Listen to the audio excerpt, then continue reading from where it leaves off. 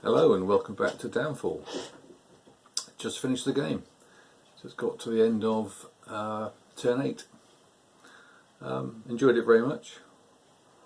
Not made much more progress with the online Vassal game, but I've just pushed on with the solo experience, which has overall been a pretty positive one.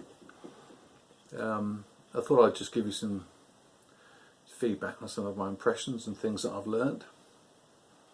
I think the first one to say is don't be taken in by the relatively minimal counter mix, and the fact you're starting and halfway through the war. This is not a short game. It'll take you, I think, a full weekend, I would say, to play the thing with 2 experienced players. I was a bit surprised at the length of each turn. There's quite a bit of interaction and sort of multiple orders being executed, but it does draw you in. It's got a good sort of narrative, and it feels quite realistic. One of the things I'd mention is that you might think when you look at it, oh, nice big chunky counters, I'll be able to use that and just use my fingers. I would suggest that maybe isn't the case, because I've found on 1 or 2 occasions that when you go to, maybe you're kind of counting up strengths for combats and you've got multiple hexes stacked too high, very easy to sort of nudge your hex with your finger, and then you look down and you see a counter that's sort of facing 45 degrees and you think, was that plus or minus 45 degrees? Is that strength of 2 or a 3? And there's a few times where you just manage to jostle the counters slightly, and I think actually good old tweezers, a clean lift and having a look is the safer way to go. I think there's probably a few pips missing, or maybe a few additional pips added somewhere on the map that probably shouldn't be there, because of a bit of finger problem. Just something to be wary of. As say, play it with Vassal, it's got a very nice feature where it just actually adds and takes away pips, so there's never any issues there. But when it comes to the sort of physical manipulation of the counters, just be a bit careful. I mean, if you're a bit more dexterous than me, maybe it won't be a problem. Maybe I'm just a bit clumsy. But something I moved to about halfway through the game, thought, right, let's start using tweezers for this. Calculating strengths, you found yourself checking and double checking, especially where you've got maybe 2 or 3 stacks. So it's, you've got 3 pips, then I've got plus 5 for 5 other units. 2 of those are maybe shot units, that's another one, and then that's an armoured unit, that's another one. Oh, and then I get one because I've got more stars. Hang on, let's just go back and check that again. So I found I was going through the process a few times. It got easier. It's easy to forget what I did on many times. I forgot the additional DRM for the dice on the cards.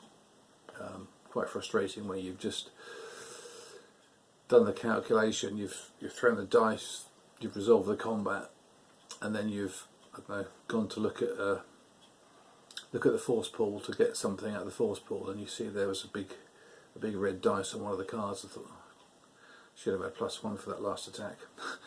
Happened a few times. I think playing face to face with 2 people, that would happen less often.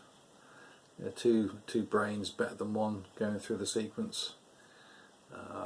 I certainly missed it a couple of times, but wouldn't have had any sort of significant change to the game. It just, because it probably was the same for both sides. So something to be wary of.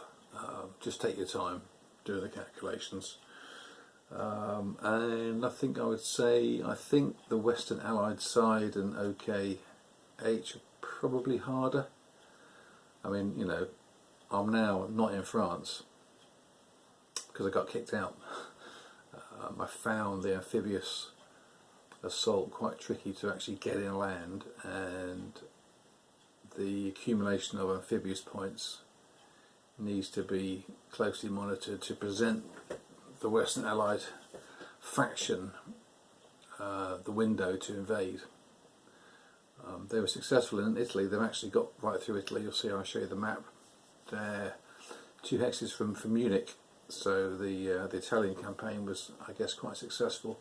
But they got ashore in France from the initial invasion eventually. But the Fifth Army there was now in mechanised form, and there were enough supporting units to actually push the Allies back onto the beachhead and then eventually clear the beachhead.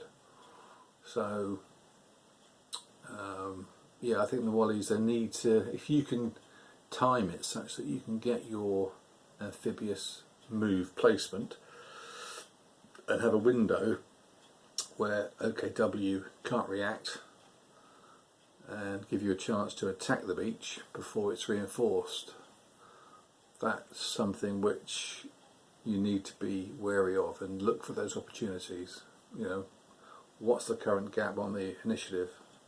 What is the initiative differential between the Western Allies and OKW? It's quite a big gap. What orders have I got? Do I put something into planning to plan for the invasion? I mean, you know, these are all good things in a game. They're all things that make you think and make you work out what you're going to do, create a strategy and try and follow it through. So, I thought all that worked well. The Russians didn't get to Berlin. They captured, was it? Yeah, they captured Posen. So 2 hexes from Berlin. So Germany survived, but you know, the big red bear is quite relentless. OKH has opportunities for thwarting and counterpunching, and you certainly need to do that. It's got to be an active defence. You can't just pull back and give ground, because if you can make them retreat, then they're not in place to attack. And so some of those attack only orders, if you can clear the hexes adjacent to your forces, because they've retreated rather than take the losses, then that means that they're not going to be attacked with the next purely attack order which comes through, because they need to move back up again into the adjacent hexes.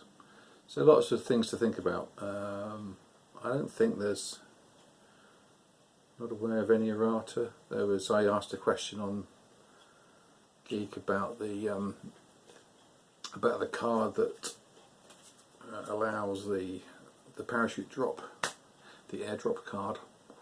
You know, is that unit a flanking unit? I mean, there is no dot on the flip side of the parachute units, and consistent with the iconography, there is no flanking strength point addition for the flip side, but you do get the +2 DRM. The risk being that you might lose your unit, as happened at Arnhem. You know, effectively the parachute division was ultimately destroyed. So that does simulate that eventuality, which is good. Support on Geek and also Constant War generally has been very good, very quick. It's obviously starting to get a bit of traction with other players.